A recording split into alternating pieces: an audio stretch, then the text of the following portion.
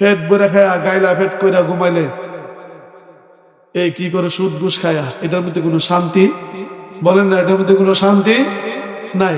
কারণ আপনি সুদ খায়া বাড়ি 3 তলা করে দিয়ে গেছে, ফার কুলা মাম মেরে দিব, ফুলাবে না, ফুলা গো আমি কইছিলাম তার সুদের টাকা আমারে দিয়া যা।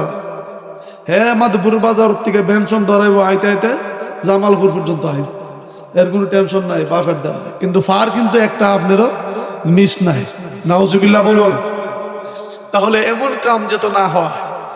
আর কোন মৌলবী যদি বলে দেয় যে সুদের কথা কোরআন হাদিসে নাই, এর আগে বাইন্দা লাগবে, কি করবেন? পারবেন নি? বাইন্দা খবর দিবেন, আমারও দিবেন, না লেডিস হিসেবে খবর দিবেন। হ্যাঁ কি বলেন? এরপরে হইলো মোকাবেলা, এরপরে হইলো কথা হাইলার ময়দানে বের বের করে লাভ আছে।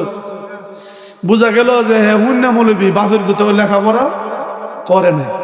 প্রতি বছর এই যুবকরা সুন্দর করে মাহফিলটা করুক, সুন্দরভাবে হোক, এটা আমরা চাই কি চাই না? বলেন না, বলুন না, চাই কি চাই না?